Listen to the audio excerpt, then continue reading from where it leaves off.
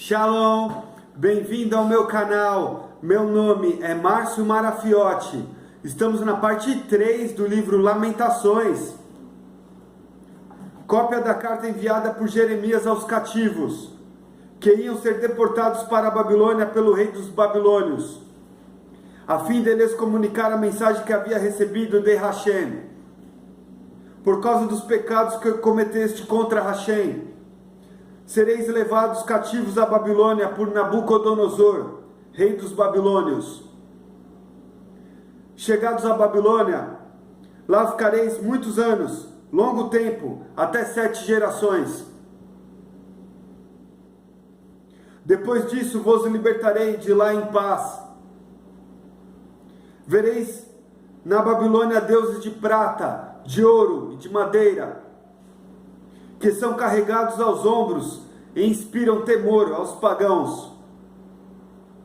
Tomei cuidado para não vos torneis semelhante a esses estrangeiros, e não deixeis que o temor desses deuses se apodere de vós.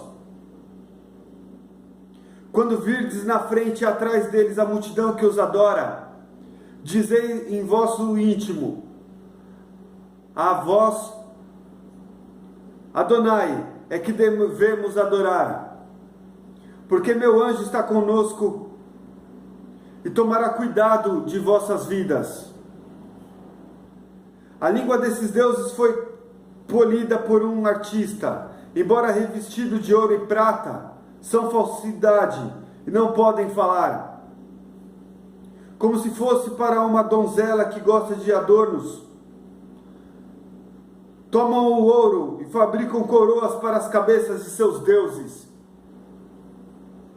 Acontece também que os sacerdotes roubam de seus deuses o ouro e a prata, para os utilizarem em seu proveito, ou para se entregarem às prostitutas em suas casas. Como se esses deuses de prata, de ouro e de madeira fossem gente. Eles o enfeitam de ricas vestes, mas tais deuses não podem defender-se da corrosão nem do cupim. Depois de os revestirem de púrpura, precisam limpar-lhes o rosto, por causa da poeira do chão que cai em abundância sobre eles em templo.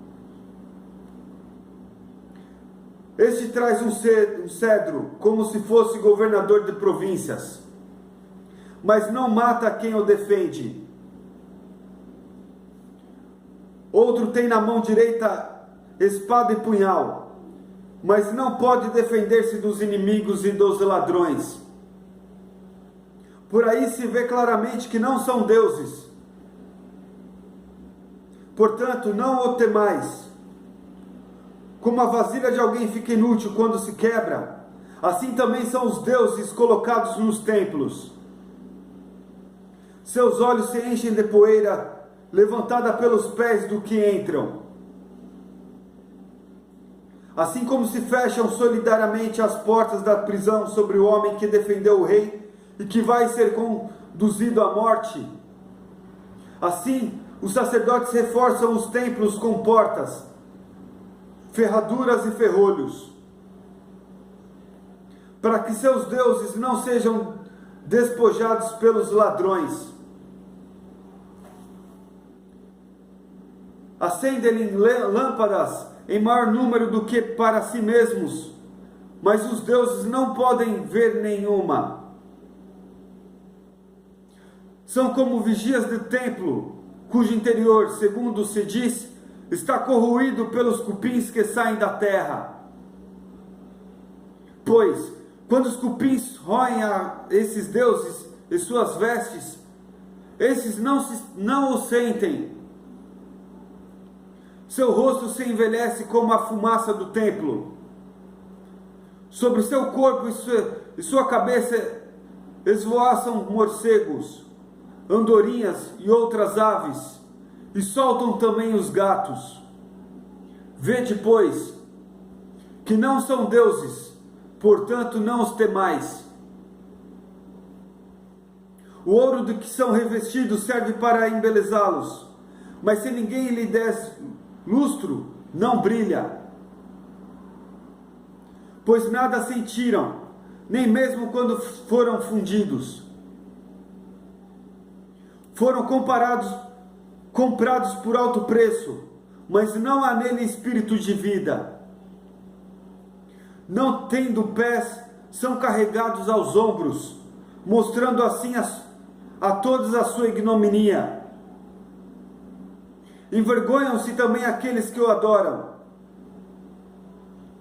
Pois se um desses deuses cai por terra, deverá ser levantado por eles. Se alguém o puser de pé, não poderá mover-se por si mesmo. Se o inclinar, não poderá endireitar-se. As oferendas lhes são apresentadas como diante dos mortos. Os sacerdotes vendem aquelas oferendas em proveito próprio. Suas mulheres, por sua vez, salgam uma parte, sem distribuir coisa alguma ao pobre ou ao enfermo.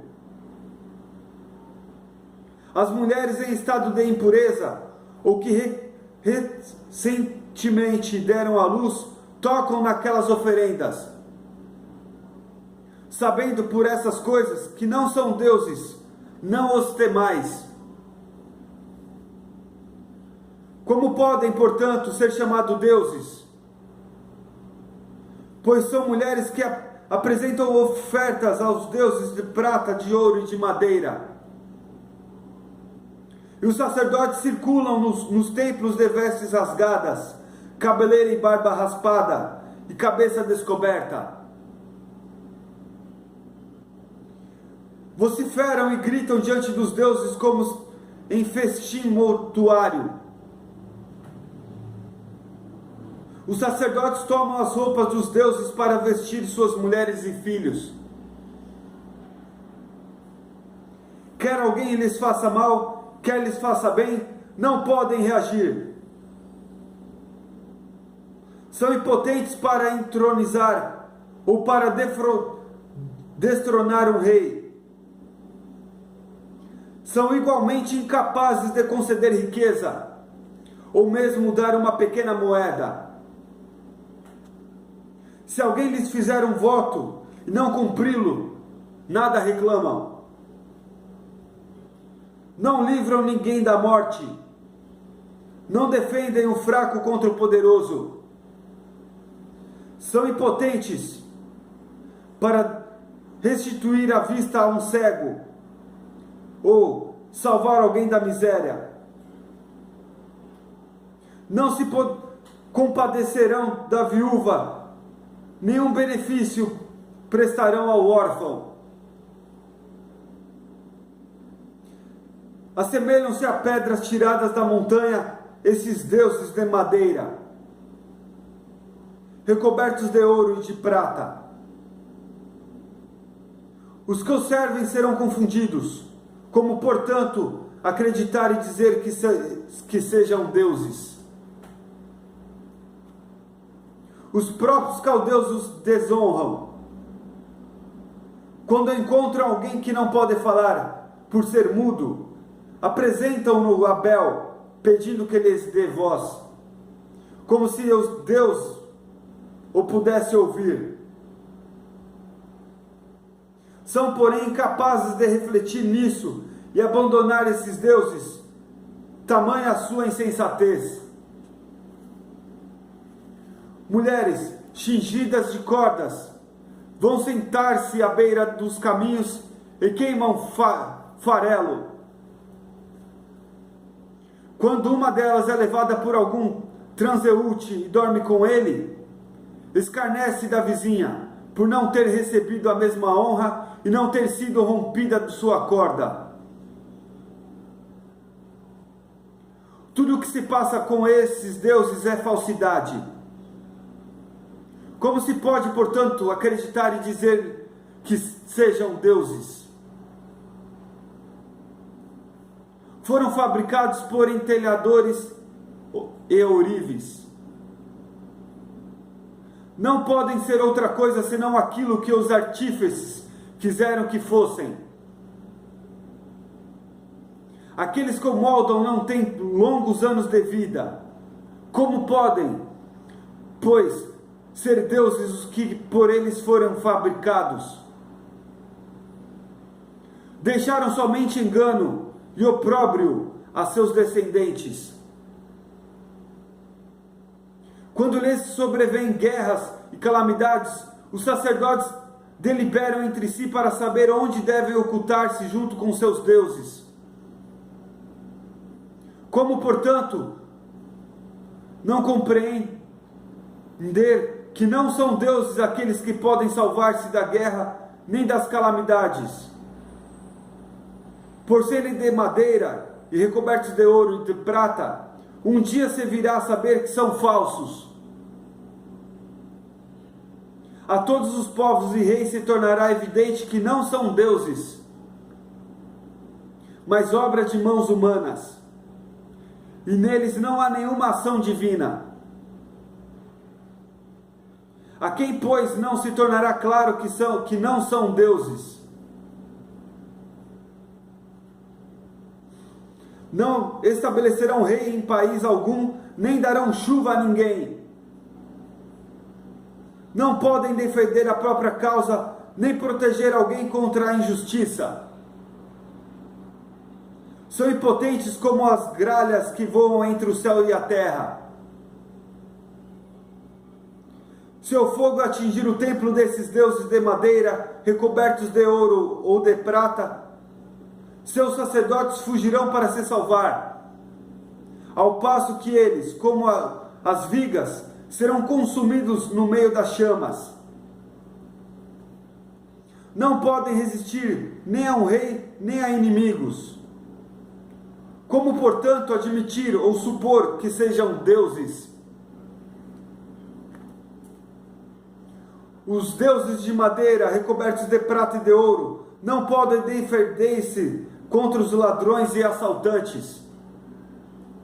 Sendo mais fortes esses, os despojarão o ouro, a prata e das vestes que estão recobertos, e partirão com essas riquezas, sem que os deuses possam socorrer a si mesmos. É preferível ser um rei que manifesta sua bravura, ou um objeto de utilidade doméstica do qual o dono pode servir-se, a ser esses falsos deuses. Ou então, ser a porta de uma casa que protege o que se encontra lá dentro, a ser esses falsos deuses. Ou ainda, ser uma coluna de madeira no palácio real, a ser esses falsos deuses. O sol, a lua, as estrelas brilham e cobrem de boa vontade sua missão de ser inútil. Assim também o relâmpago, que é belo ao fulgurar, o vento, que sopra sobre toda a terra, e as nuvens, as quais Deus ordena que percorram todo o universo, obedecem ao que lhe foi determinado. Igualmente, o fogo, quando enviado do alto para consumir as montanhas e as florestas, executa o que foi ordenado. Esses deuses, porém, não podem ser comparados a essas coisas, nem em beleza, nem em poder. Não se deve pensar nem dizer que são deuses, pois são incapazes de fazer justiça e prestar benefício a alguém. Sabendo, portanto, que não são deuses, não os temais. Não podem amaldiçoar, nem abençoar os reis. Não podem mostrar aos pagãos sinais no céu.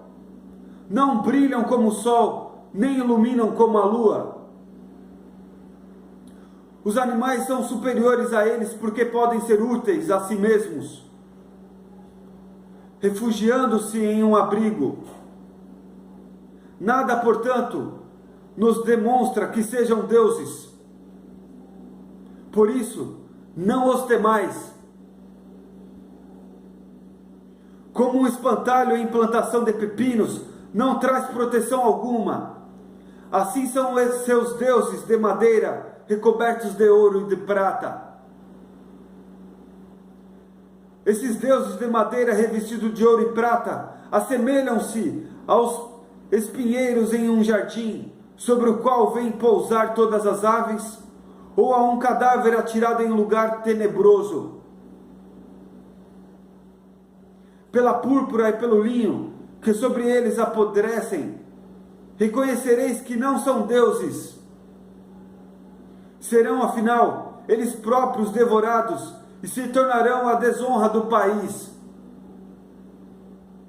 É, portanto, preferível uma pessoa justa, que não tem ídolos, porque está livre de desprezo. Por hoje é só. Deixe o seu like, se inscreva em meu canal. Encontro vocês no meu próximo vídeo. Shalom!